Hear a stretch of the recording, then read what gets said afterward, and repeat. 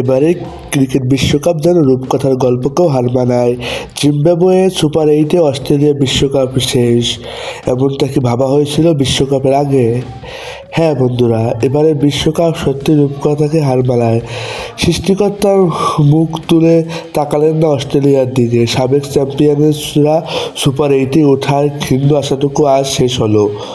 পার্লেতে island জিম্বাবুয়ের match বৃষ্টিতে ভেসে যেতেই নিশ্চিত হয়ে গেল অস্ট্রেলিয়ার বিদায়। জিম্বাবু সুপার 8-এ উঠে গেল। এটি বলা হয়নি ম্যাচ, বিশ্বকাপ থেকে বিদায় নিয়েছে আইল্যান্ডও।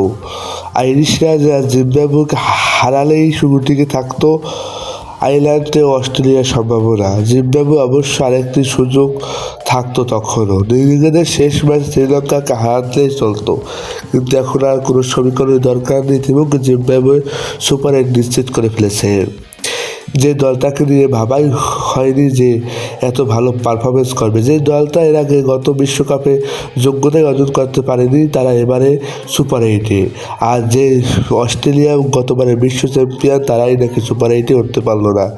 এবারে টি-20 বিশ্বকাপ যা রূপকথা গল্পকেও হার মানিয়ে ফেলে। কাল শ্রীলঙ্কার কাছে হারার পর অস্ট্রেলিয়া অধিনায়ক মিচেল মার্শ বলেন, ভাগ্য আর তাদের হাতে নেই। দলটা বেশ ভেঙে পড়েছে, সবাই ভীষণ হতাশ, আর আমাদের ভাগ্য এখন সৃষ্টিকর্তার হাতে। ড্রেসিং রুমে আবেগ এখন বেশ তীব্র, আমরা নিজেদের সেরা খেলাটা খেলতে পারিনি। একথাই প্রমাণ করে অস্ট্রেলিয়ার দলটা কতটা ভেঙে পড়েছে এবারে টি-20 বিশ্বকাপের শেষ দিকে।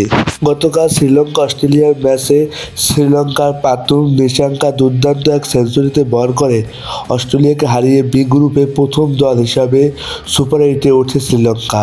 3 ম্যাচে দলটির পয়েন্ট 6, সমান ম্যাচে জিম্বাবুয়ের পয়েন্ট 5, 4 ম্যাচে খেলে ফেলা আইল্যান্ডের পয়েন্ট 3 এবং অস্ট্রেলিয়ার পয়েন্ট 2।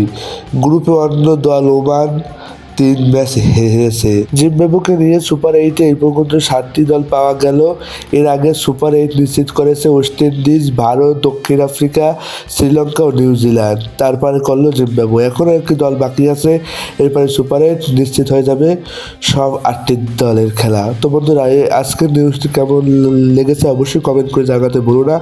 নতুন সকল ধরনের নিউজ সবার আগে আমাকে চ্যানেলকে সাবস্ক্রাইব করে অল বাটন প্রেস করে আমাদের সাথেই থাকো। সকলকে ধন্যবাদ।